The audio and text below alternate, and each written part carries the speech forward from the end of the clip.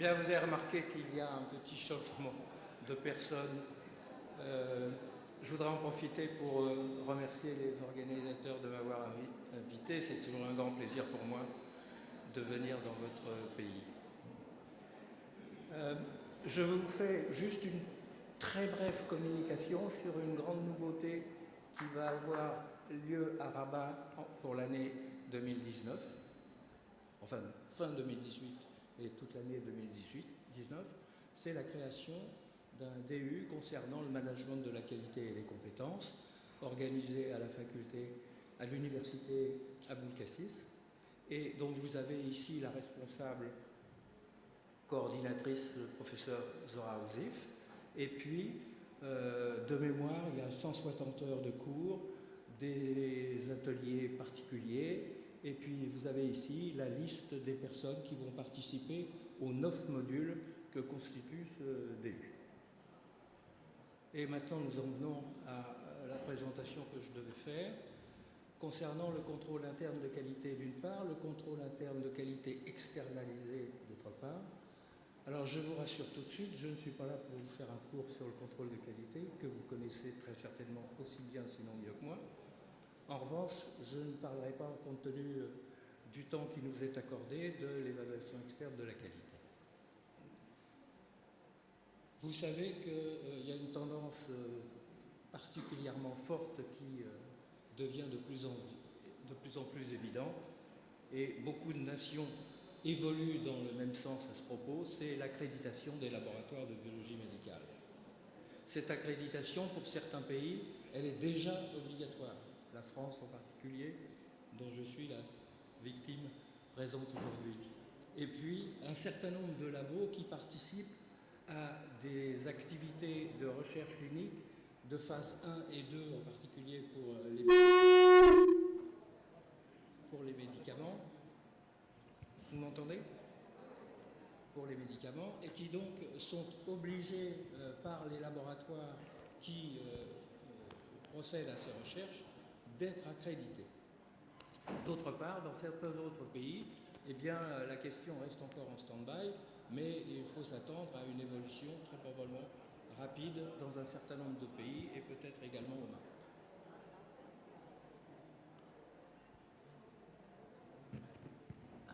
Tiens, c'est marrant, le titre a sauté. Bon, peu importe. Donc, nous sommes rentrés dans le 21e siècle. Nous sommes rentrés dans le 21e siècle, et le 21e siècle, c'est l'ère de la preuve.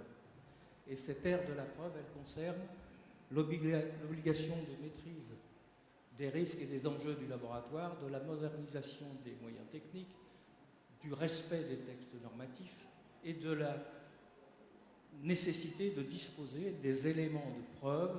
Il ne suffit pas de dire à l'auditeur « oui, oui, on le fait », encore faut-il lui apporter les éléments de preuve justifiant de cette décision.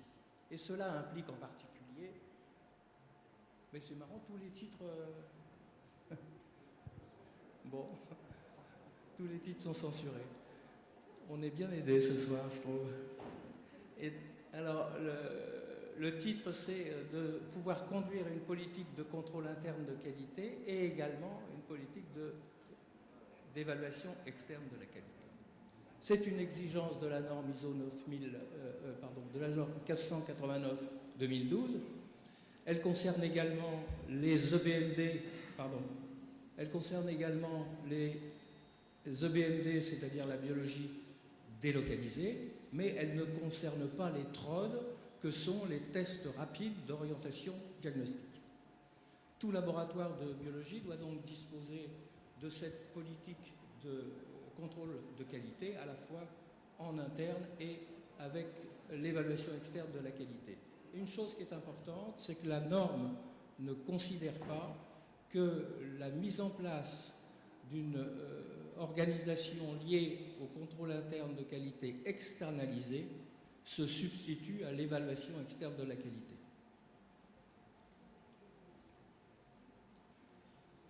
Et donc, dans ces conditions, pour ceux d'entre vous qui ont à peu près le même âge que moi, vous vous souvenez de l'époque où on mettait des pastilles au mur sur les diagrammes de Leibniz, eh bien, il est évident que cette période est totalement révolue. Et du fait que la multitude des données de contrôle de qualité issues de nos automates multiparamétriques nécessite une gestion à la fois informatisée, efficiente, dynamique et en temps réel. Ah, les titres, hop. Qu'est-ce qu'un contrôle interne de qualité? Donc, je veux juste faire en sorte que, au travers de ce discours de quelques diapos, nous allons être en harmonie sur le concept de contrôle de qualité. Il s'agit donc de dispositions prises pour à la fois évaluer le bon fonctionnement d'un système analytique et en même temps de vérifier qu'il se range dans des limites tolérables qui ont été préétablies. Et il est évident qu'à chaque fois que vous avez un souci en termes de valeur non acceptable de ces échantillons de contrôle de qualité, vous devez en tracer l'occurrence. Quelques définitions rapidement. La valeur vraie, ça n'existe pas. Ça ne peut être qu'une espérance asymptotique. D'ailleurs, Aristote, grand monsieur, disait « Rechercher la vérité, n'est-ce pas courir après l'oiseau qui s'envole ?» En revanche, on a substitué cette valeur vraie par deux autres notions, les valeurs cibles et les valeurs observées. Je passe sur les définitions que vous connaissez aussi bien que moi. L'exactitude est l'étroitesse de l'accord entre une seule valeur et la valeur supposée vraie. Et la justesse, c'est l'écart entre la valeur de référence et la moyenne d'un grand nombre de valeurs qui a été effectué au laboratoire. On a donc d'une part le biais qui est mis en évidence par la justesse et qui est composé de deux éléments, l'erreur systématique constante et l'erreur systématique proportionnelle. Et de l'autre côté, nous avons la fidélité.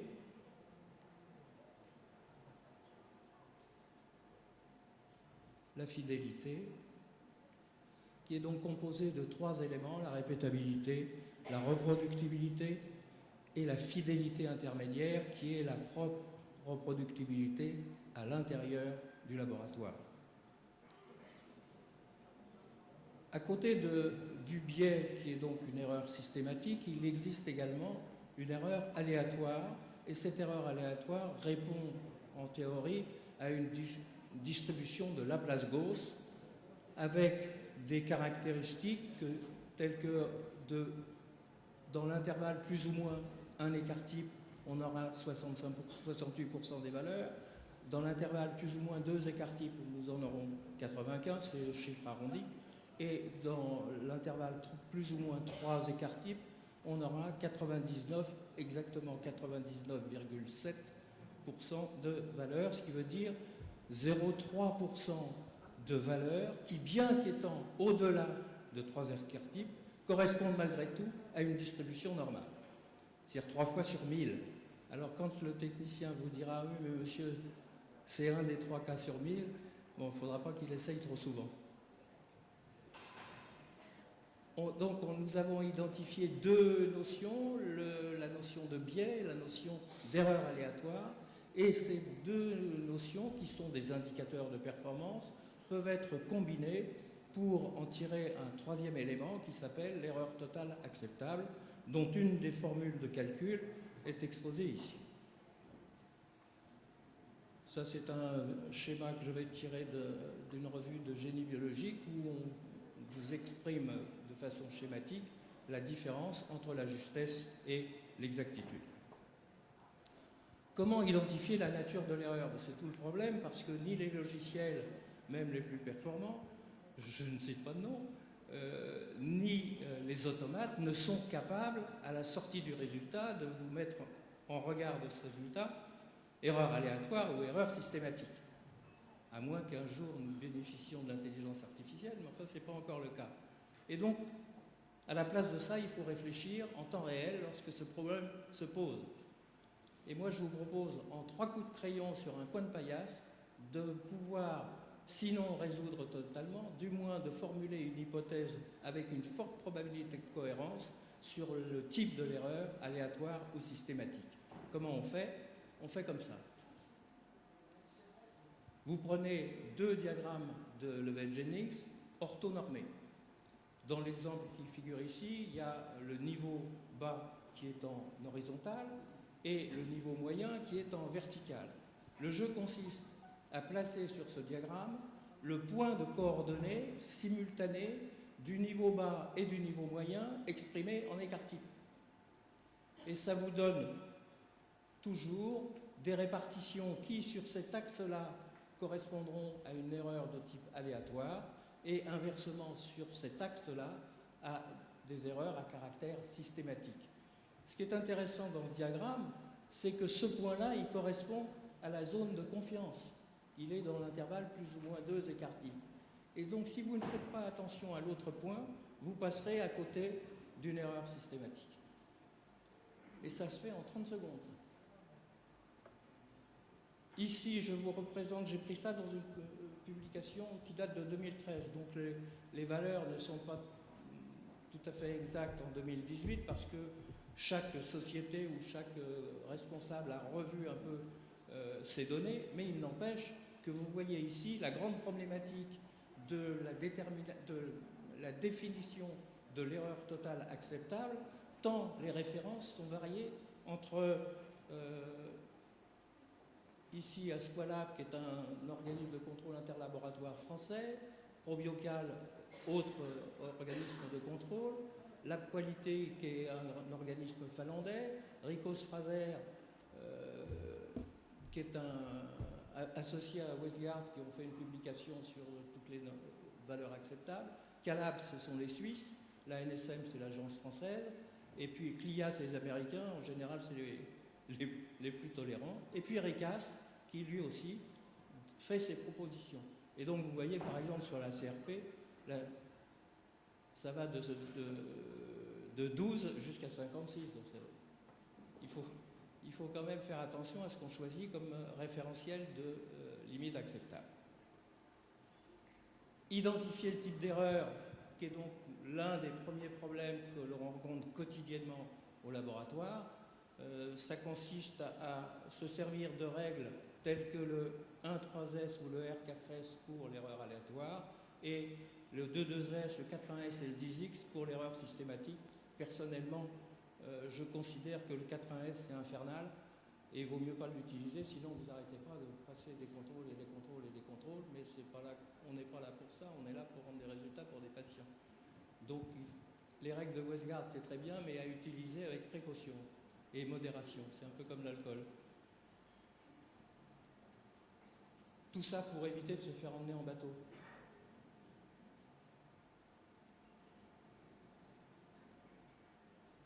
Alors, une autre chose sur laquelle je voulais insister, c'est l'analyse de tendance. Pourquoi je parle de ça? C'est parce que la norme vous indique à plusieurs endroits au chapitre 4 et également au chapitre 5 la nécessité de faire des analyses de tendance. Mais une fois qu'on a dit ça, on ne sait pas trop comment faire. Et c'est un problème que je m'étais posé moi-même dans le laboratoire dont j'avais la responsabilité il y a un certain nombre d'années. Et j'avais choisi comme marqueur les résultats du contrôle interne de qualité, les résultats de l'évaluation externe de la qualité et la performance du système analytique. Le problème était que j'avais été obligé de réfléchir assez longtemps pour trouver le moyen de rassembler dans la même expression d'unité ces 3 composantes. Et au réveil d'une nuit très studieuse, j'ai fait en sorte qu'on pouvait passer tout en pourcentage, dans la mesure où, prenons par exemple un automate multiparamétrique de biochimie, au hasard un architecte, et il y a une quarantaine de paramètres en ligne dessus. Et donc vous passez un certain nombre de contrôles au décours de la journée. Il suffit quotidiennement de compter les résultats qui ne sont pas satisfaisants, c'est-à-dire qui ont franchi les règles dont je viens de vous parler, et de les rapporter au nombre total de spécimens de contrôle que vous avez passés dans cette journée. Et ça vous donne un pourcentage. Même raisonnement pour l'évaluation externe de la qualité. Vous comptez les résultats qui ne sont pas satisfaisants et rapportés au nombre totaux d'examens d'évaluation externe de la qualité, de résultats d'évaluation externe de la qualité. Et puis pour la performance du système analytique, de noter simplement chaque fois que ça a lieu et tout à fait en dehors des gestes de maintenance qui obligent au non-fonctionnement de l'automate, mais lorsque l'automate s'arrête pour une raison ou pour une autre, ou que l'opérateur décide de stopper le fonctionnement parce qu'il s'aperçoit qu'il y a un souci, il faut noter l'heure à laquelle l'incident se manifeste et l'heure à laquelle le système redémarre. Et la différence entre les deux vous donne le délai pendant lequel l'automate était immobilisé. Il suffit de rapporter ça à la durée d'utilisation quotidienne, 8 heures pour certains, 24 heures pour d'autres, et ça vous donne également un pourcentage. Ce qui fait que j'avais réussi comme ça à tout mettre dans les mêmes unités. Et ensuite, au fil des mois, vous avez par exemple pour le CUQ, au mois de janvier, 2% de résultats non satisfaisants, etc., etc. Une fois que vous avez fait ça sur un tableur Excel, vous cliquez sur « Fais-moi un graphique 3D » et ça vous donne la diapositive suivante et où vous voyez de façon extrêmement simple et rapide la véritable analyse de tendance de votre système analytique avec ces trois marqueurs, précision, exactitude et robustesse de la machine. Alors pour ceux qui s'étonnent de cela, eh ben, c'était tout simplement lié à changement de technicien. Ça, c'est des résultats de la vraie vie. Ça, hein. Et maintenant, j'en viens à une discussion autour du logiciel 24.7 de Randox, qui s'appelle Accusera, qui est un logiciel d'exploitation, de surveillance et d'aide à la décision des résultats de contrôle de qualité.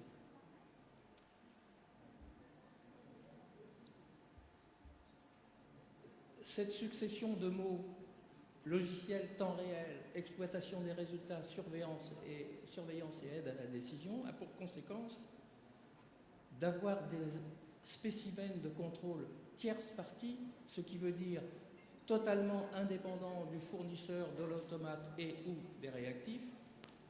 Ceux qui ont déjà lu la norme ISO 1589 2007 et 2012 d'ailleurs, cette norme dit à un moment qu'il est recommandé d'utiliser chaque fois que possible des spécimens de contrôle indépendants. Et il est probable, j'en sais rien du tout, mais il est probable que la version 2018 de cette même norme procédera probablement à une recommandation un peu plus forte sur l'indépendance des spécimens de contrôle. Le deuxième intérêt, c'est de pouvoir se comparer à un groupe de pairs qui utilisent les mêmes lots de spécimens de contrôle. Et la conséquence de ces deux éléments, eh bien, c'est que vous acquérez une confiance accrue dans la qualité de vos résultats et des valeurs obtenues pour vos contrôles. Ça, c'est l'image d'entrée lorsque vous ouvrez le logiciel 24.7. Et ce logiciel 24.7 a un certain nombre d'avantages. Je ne vais pas tout vous lire, mais il y a un tableau de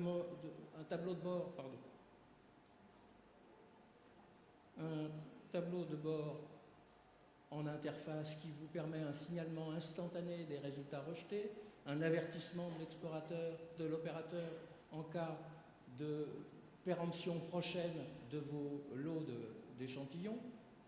Vous avez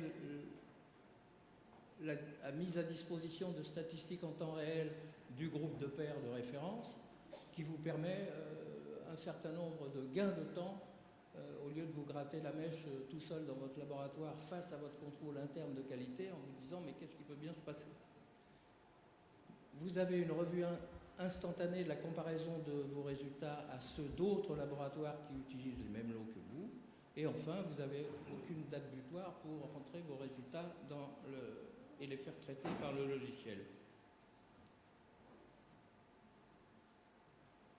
L'analyse statistique est assez costaud puisque vous avez le biais, l'erreur totale, ainsi que d'autres indicateurs de performance et le score Six Sigma qui vous permet, dans un certain nombre de situations, soit d'incrémenter des contrôles supplémentaires parce que la méthode semble être réputée fragile, et inversement, dans d'autres situations, d'alléger cette politique de contrôle. Et cela vous est proposé par le logiciel. Et enfin, des cartes de contrôle interactives, c'est ce qu'on va voir tout à l'heure. Bon, je passe là-dessus, parce qu'on m'a demandé d'être pressé pour pouvoir réserver un peu de temps à la discussion. Flexibilité du logiciel, interface intuitive et simple, ça c'est le dashboard. Et puis, aucune contrainte d'accès à quel moment que ce soit, parce que vous avez une option cloud, Randox, et donc vous n'avez pas d'obligation contraignante de sauvegarde fréquente. Et puis, management multilaboratoire, ce n'est pas vraiment l'intérêt au Maroc pour l'instant, mais ça va peut-être changer. Et puis, vous bénéficiez également d'une assistance technique chaque fois que nécessaire. L'analyse sereine du programme de contrôle de qualité, j'en ai extrait 2 temps qui me paraissent importants. La surveillance et l'interprétation des résultats dans un premier temps, la résolution rapide des problèmes qui se révèlent grâce à l'utilisation du contrôle interne externalisé. L'analyse sereine, elle comporte un certain nombre d'éléments, focus sur les tendances, diminution du taux de faux rejets, interrelation entre CIQ et EQ, confiance accrue dans les valeurs cibles, obtention d'une perspective objective de la performance globale du laboratoire, justifiée par le caractère tierce partie des échantillons de contrôle que vous utilisez. La résolution rapide et efficace des problèmes grâce justement à cette comparaison au groupe de pairs et à l'association, donc comme je fais 2 fois que je le dis, mais je le répète encore, l'association de contrôle indépendant du fournisseur et de l'automate et éventuellement des réactifs. Donc ce logiciel vous permet de gérer simultanément plusieurs sites, certes ce n'est pas le cas au Maroc mais ça va peut-être venir, de gérer plusieurs instruments, ça c'est tout à fait possible, et différents niveaux de contrôle et différents tests sous forme de spécimens de contrôle multiparamétriques. Et tout cela sur une seule plateforme. Ça, c'est la revue générale du logiciel où vous avez les paramètres de configuration que vous allez définir. Ici, les paramètres concernant la comparaison au groupe de pairs, la façon dont vous allez entrer vos résultats de contrôle interne de qualité dans le logiciel, et enfin un certain nombre d'utilitaires et pouvant se décomposer en pistes d'audit, en administrateur du logiciel, puisque c'est l'administrateur qui va prendre les décisions importantes, et puis la possibilité d'avoir une connexion bidirectionnelle entre ce logiciel et les différents automates que vous soumettez à ce programme de contrôle de qualité. Les outils statistiques utilisés, bon, c'est assez classique. La moyenne, l'écart type, c'est pour le moins. Le biais, l'index de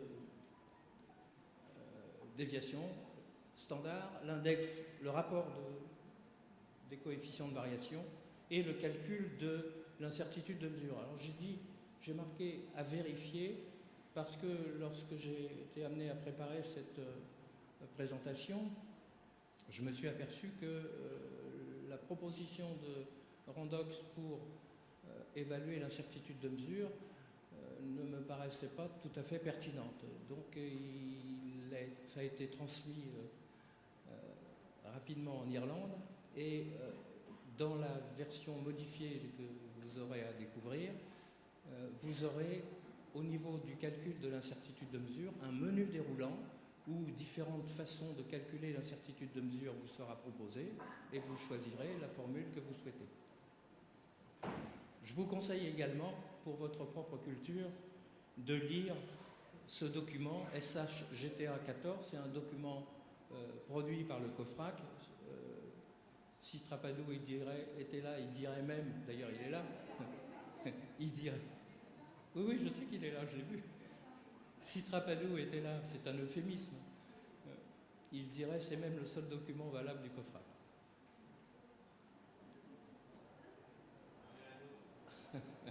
Les outils statistiques utilisés, bon, je passe là-dessus, c'est des formules toutes simples. Et puis, le score 6 sigma, ça c'est un peu plus récent dans l'utilisation quotidienne des laboratoires et dont le but est de pouvoir,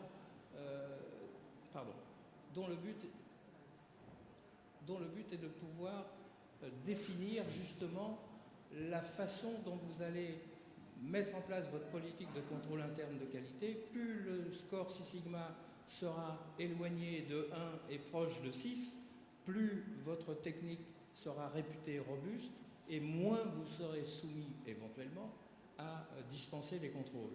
Inversement, plus le sigma se rapprochera à partir de 4, c'est pas terrible. Donc de 4 jusqu'à 1, bon, 1 c'est catastrophique, mais aux alentours de 3-4, eh ben, il faut serrer les boulons et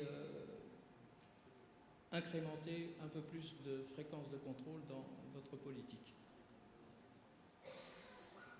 La saisie des résultats, il y a différentes façons de le faire. Ce que je vous déconseille personnellement, c'est la saisie manuelle parce que c'est chronophage, c'est dangereux parce que vous pouvez faire des erreurs de saisie. Et donc, derrière ces erreurs de saisie vont se créer des non-conformités que vous allez être obligé de tracer. Enfin bon, il y a une cascade d'événements qu'il vaut mieux éviter. Il y a une solution intermédiaire qui est un export de vos données sur un fichier Excel ou sur un PDF et puis qui est ensuite transféré dans le logiciel. Et puis il y a une saisie totalement automatisée. Je pense que c'est la meilleure façon de faire. Vous pouvez également, à quelque moment que ce soit, écrire en quelques mots un événement qui vient de se passer vis-à-vis de l'automate, et cet événement sera ensuite tracé, comme c'est indiqué là, à l'endroit et au jour où vous avez noté cet événement. Et j'en profite pour vous dire qu'en cliquant, même pas en cliquant, en se mettant sur le point, vous avez immédiatement toutes les statistiques de ce point qui apparaissent. Le tableau de bord, alors le tableau de bord il présente un intérêt, c'est que ici vous avez un tableau dans lequel vont apparaître tous les lots pour lesquels la date de péremption approche, où la date de péremption est inférieure à 90 jours. Et puis sur l'autre côté, vous avez un tableau qui vous indique tous les résultats qui ont été rejetés et le type de règle qui a été violé. Je vous ai fait un agrandissement de cette diapo. Donc ce jour-là, le 22 juin 2017, eh bien, sur l'architecte, les 3 niveaux de contrôle de la vitamine D n'étaient pas satisfaisants et ils ont violé tous les 3 la règle 1.3s. Les cartes de contrôle, rapidement, en un seul coup d'œil, vous avez, comme vous allez le voir, une visualisation des tendances d'un biais éventuel ou d'une erreur aléatoire. Voilà, par exemple, ce qui est intéressant dans cette diapositive, c'est que vous voyez qu'on a associé des choses qui n'ont aucun point commun, c'est-à-dire la vitamine D et le sodium. Et donc on voit, en fonction des couleurs, que la vitamine D, ça va plutôt bien. En revanche, le sodium, ça ne va pas du tout. Et comme on est des biologistes avertis, on se dit, et qu'on connaît la méthodologie de dosage du sodium avec un architecte ou un COBAS ou je ne sais quoi d'autre, On se dit, mais si le sodium n'est pas satisfaisant, qu'en est-il du potassium et du chlore? Et donc à ce moment-là, vous pouvez demander au logiciel de vous faire apparaître la carte du sodium, des niveaux de contrôle du sodium, des 3 niveaux ou des 2 niveaux pour le sodium, pour le chlore et pour le potassium. C'est ce qui est marqué ici. Alors vous allez me dire, c'est un graphique extrêmement complexe, mais il suffit de cliquer sur la ligne que vous voulez et les points correspondants vont disparaître. Et ça va donc clarifier votre observation. En revanche, vous voyez que là, sodium, chlore et potassium déconnent complètement. Pardon d'avoir utilisé ce mot. Ici, vous avez quelques variations non satisfaisantes pour la bilirubine, pour le glucose et les triglycérides. 3 paramètres qui n'ont absolument aucun point commun. Et c'est donc le seul point commun, c'est qu'il y a l'automate qui a une grande faiblesse, à moins que l'échantillon de contrôle, s'il s'agit d'un échantillon de contrôle lyophilisé, l'échantillon de contrôle ait été mal reconstitué. Mais quand on voit le profil de dispersion des résultats, c'est sûrement pas ça.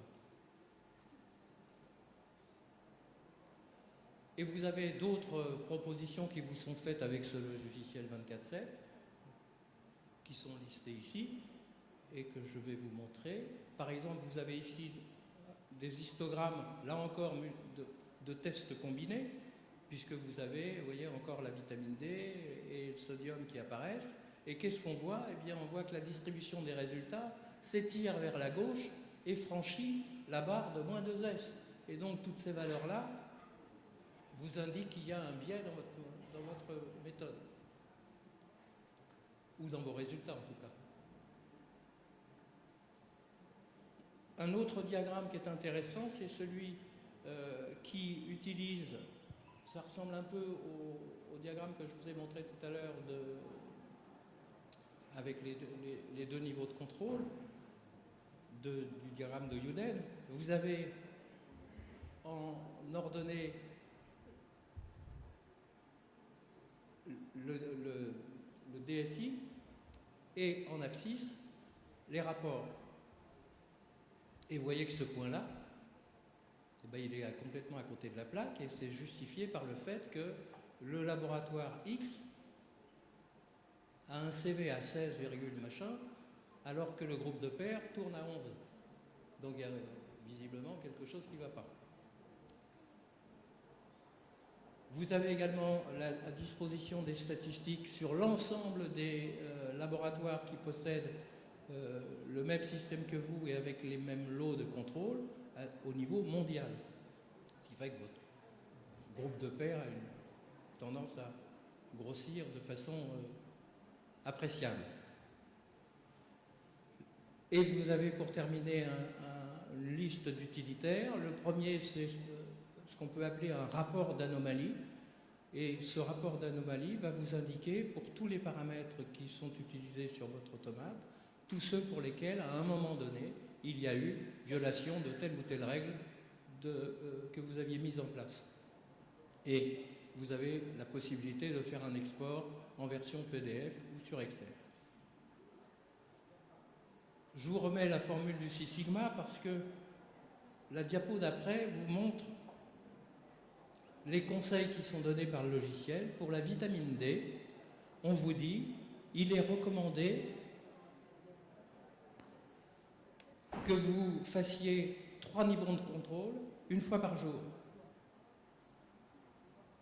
Et la seule règle qui sera utilisée pour vérifier le bon comportement de vos résultats, c'est la règle 3S. Je trouve cette formulation un peu légère. Parce que, imaginez, les 3 niveaux de contrôle, on les passe le matin et c'est fini pour toute la journée. D'autre part, si on passe un niveau de contrôle à chaque fois, 3 fois dans la journée, donc, le bas le matin, le moyen à midi et le fort le soir, on se prive de la possibilité de détecter une erreur systématique. Donc je pense que ce n'est pas tout à fait pertinent comme conseil. Et d'ailleurs, ces conseils, vous pouvez les contester puisque vous pouvez ici, par le paramétrage au niveau de la configuration, définir quelles sont les règles que vous voulez appliquer.